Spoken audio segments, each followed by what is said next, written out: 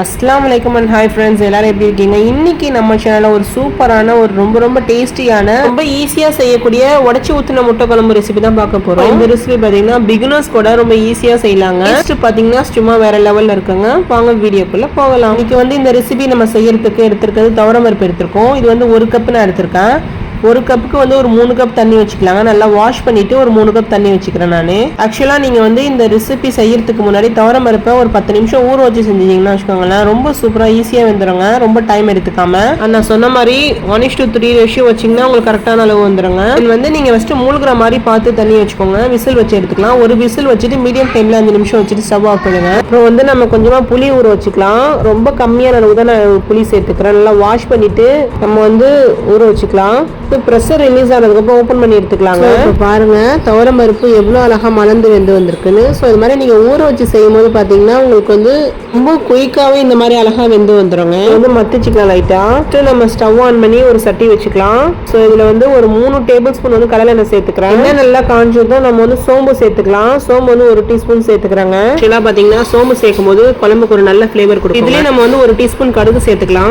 இதுலேயே பார்த்தீங்கன்னா நம்ம 1 டீஸ்பூன் வெந்தயம் சேர்த்துக்கலாம். எல்லாமே ஒரு நல்ல ஃப்ளேவர் கொடுக்குங்க. நல்லா மீடியம் சைஸ்ல 2 ஆனியன் ஸ்லைஸா கட் பண்ணி வச்சிருக்கேன். ஸோ அதை நம்ம சேர்த்துக்கலாம். ஸ்கூலுக்கு போற டைத்துல மார்னிங் ஏதாவது குயிக்கா ப்ரிப்பேர் பண்ணி கொடுக்கணும்னு நினைச்சீங்கன்னா இந்த ரெசிபி கண்டிப்பா ட்ரை பண்ணலாங்க. ஏன்னா உங்களுக்கு ரொம்ப டைம் எடுக்காது, ரொம்ப குயிக்காவே செஞ்சிடலாம்.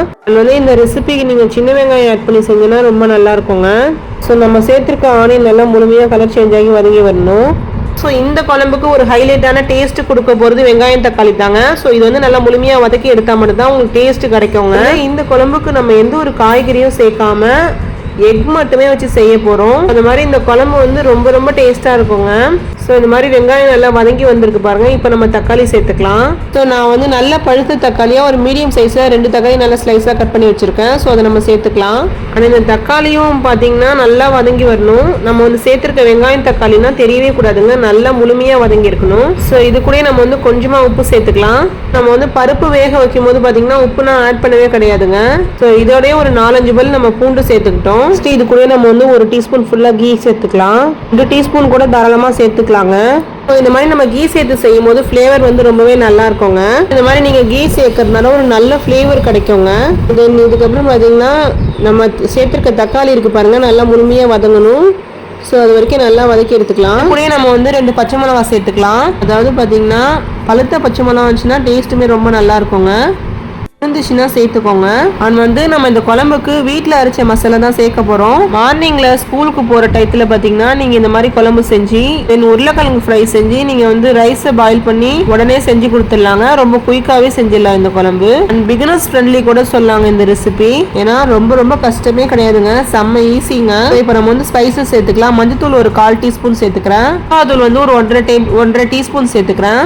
இதுலேயே மல்லித்தூள் 1/4 டீஸ்பூன் சேர்த்துக்கிறேன். ஜீரகத்தூள் 1 டீஸ்பூன் சேர்த்துக்கலாம். ஸோ இது மாதிரி தாளிப்புலேயே நல்லா சேர்த்துட்டு இது மாதிரி எண்ணெயிலேயே நல்லா மசாலாவை வதக்கி எடுத்துக்கலாங்க. ஸோ பாருங்க கலர் எவ்வளோ அழகா இருக்குன்னு. அது எண்ணெயிலேயே மசாலா ஒரு நிமிஷம் நல்லா குக் பண்ணிட்டு நம்ம வேக வச்சிருந்த பருப்பு இருக்கு பாருங்க, துவரம் பருப்பு. ஸோ அதை நம்ம சேர்த்துக்கலாம். தாளிப்புல சேர்த்துட்டு இந்த மாதிரி ஃபுல்லாக லைட்டாக மிக்ஸ் கொடுத்துருங்க. மேலே தண்ணியாகவும் அடியில் திக்காகவும் இருக்குங்க. இதுலேயே நம்ம புளி கரைச்சல் சேர்த்துக்கலாம். ரொம்ப நிறைய தண்ணி சேர்க்கணும்னு அவசியம் இல்லைங்க, கொஞ்சமாக புளி கரைச்சல் சேர்த்துக்கலாம். இதுக்கு உங்களுக்கு தேவையான அளவு தண்ணி சேர்த்துக்கலாங்க. இது கூட ஒரு ஸ்பெஷல் மசாலா சேர்க்க போகிறோம். ஸோ அது என்னன்னு பார்த்தீங்கன்னா சாம்பார் பொடி. இதை வீட்டிலேயே அரைச்ச மசாலா. ஸோ இந்த ரெசிபியோட லாங் வீடியோனா கமெண்ட் செக்ஷனில் சொல்லுங்கள். இன்ஷால்லா கூடிய சீக்கிரம் அப்லோட் பண்ணிடலாம். பாருங்கள் இப்போ குழம்பு கொதிக்க ஆரம்பிச்சிருச்சு. குழம்பு ஓரளவு கொதிச்சு மசாலா செட் ஆகி வந்ததுக்கப்புறம் ஸ்டவ் ஆஃப் பண்ணிக்கலாங்க. இது கூடயே மேலே நம்ம கறி லீவ் சேர்த்துக்கலாம். நம்ம எக்கை சேர்க்கும் போது நம்ம ஸ்டவ் ஆஃப் பண்ணிடணும். இந்த மாதிரி கொதி வரதுக்கு முன்னாடி நல்லா இந்த மாதிரி கிளறிக்கோங்க. பருப்பு அடியிலே உட்காந்து போயிடும். தென் இதுலேயே நம்ம சின்ன வெங்காயம் சேர்த்துக்க போகிறோம். ஸோ அதாவது சின்ன வெங்காயம் பல்ஸ் மோடில் மட்டும் நம்ம ஒரே ஒரு அடி பல்ஸ் மோடில் அடித்து எடுத்து சேர்த்துக்கலாம். ஆக்சுவலாக நான் ஆல்ரெடி சொன்ன மாதிரி தான் சின்ன வெங்காயம் நீங்கள் சேர்க்கும் போது இந்த குழம்புக்கு ஒரு நல்ல ஃப்ளேவர் கொடுக்குங்க. சின்ன வெங்காயம் அடிச்ச மிக்சர் ஜாரில் கொஞ்சமாக தண்ணி கழுவி அதில் சேர்த்துக்கலாங்க. சேர்த்துட்டு இந்த மாதிரி லைட்டாக கிளறி எடுத்துக்கோங்க. ஸோ பாருங்கள் இந்த குழம்போட கலர் எப்படி இருக்குன்னு. உங்ககிட்ட மல்லிப்பூ இருந்துச்சுன்னா அது கூட நீங்கள் சேர்த்துக்கலாங்க. ஒரு லிட்டை போட்டு மூடி குக் பண்ணி எடுத்துக்கலாம். ஸோ குழம்பு இந்த மாதிரி நல்லா கொதிச்ச பிறகு இப்போ நம்ம ஸ்டவ் ஆஃப் பண்ணிடலாம். ஸ்டவ் ஆஃப் பண்ணிவிட்டு நம்ம எக்கை சேர்த்துக்கலாம். நீங்கள் எவ்வளோ குவான்டிட்டி நீங்கள் எக்கு சேர்த்துக்கிறான்னு சேர்த்துக்கலாங்க. நான் வந்து இன்றைக்கி ஒரு 4 எக்கு சேர்த்துக்கிறேன். ஆனால் நீங்கள் எக்கு சேர்க்கறதுக்கு முன்னாடி ஸ்டவ் ஆஃப் பண்ணிக்கோங்க. ஸோ அப்போ வந்து உங்களுக்கு வந்து உடையாமல் வரும் எக், இல்லைனா வந்து அங்கங்கே உடஞ்சி போயிடும். ஆல்ரெடி சொன்ன மாதிரி இந்த குழம்பு நீங்கள் ரொம்ப குயிக்காகவே குக் பண்ணிடலாங்க. ஒருவேளை நீங்கள் மார்னிங்கில் இட்லி செஞ்சால் கூட இந்த மாதிரி சாம்பார் நீங்கள் வந்து காலைல இட்லிக்கு சர்வ் பண்ணிவிட்டு மதியானத்துக்கு லஞ்சுக்கும் நீங்கள் வந்து ரைஸோட சேர்த்து நீங்கள் லஞ்சுக்கு ரெடி பண்ணி கொடுத்துடலாம். ஸோ பாருங்கள், இப்போ நம்ம ஸ்டவ் ஆன் பண்ணியாச்சு.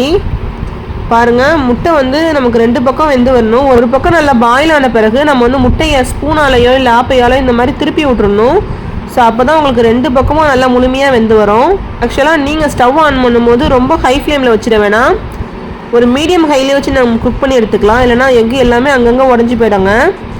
5லேருந்து ஒரு 10 நிமிஷத்துக்குள்ளே பார்த்தீங்கன்னா ரொம்ப அழகாக ரெடி ஆகிடுங்க. மேலே வந்து மல்லிப்பொடி நாங்கள் மேலே கார்னிஷ் பண்ணி விட்டு நீங்கள் சர்வ் பண்ணிங்கன்னா ரொம்ப அழகான ரொம்ப டேஸ்டியான சாம்பார் வந்து ரொம்ப சூப்பராக ரெடி ஆகிடுச்சு. பாருங்கள், அருமையாக இருக்குங்க. கண்டிப்பாக ட்ரை பண்ணி பாருங்கள். சுட பிளைன் ரைஸோட சர்வ் பண்ணும்போது அவ்வளோ பக்காவாக இருக்குங்க. சும்மா பேச்சுக்கு சொல்கிறேன்னு நினைக்காதீங்க, கண்டிப்பாக நீங்களும் ட்ரை பண்ணி பாருங்கள். ரொம்ப அருமையாக இருந்துச்சுங்க. குழந்தைங்களோட மோஸ்ட் ஃபேவரட் ரெசிபின்னு கூட சொல்லலாம். டேஸ்டினா ரொம்ப பக்காவாக இருக்குங்க. நீங்கள் ஒரு டைம் இந்த மாதிரி ஸ்கூலுக்கு லஞ்சுக்கு ப்ரிப்பேர் பண்ணி கொடுத்தீங்கன்னா கொஞ்சம் கூட மிச்சம் வைக்காமல் சாப்பிட்டு வருவாங்க. அவ்வளோ அருமையாக இருக்கும். கண்டிப்பாக ட்ரை பண்ணி பாருங்கள். உங்களுக்கு இந்த வீடியோ பிடிச்சிருந்தா லைக் பண்ணுங்கள், ஷேர் பண்ணுங்கள். மறக்காமல் ஸ்வீட் எஸ்கேப் ட்ரீம்ஸ் குக்கிங் சேனலை சப்ஸ்கிரைப் பண்ணி வச்சுக்கோங்க. Thank you guys.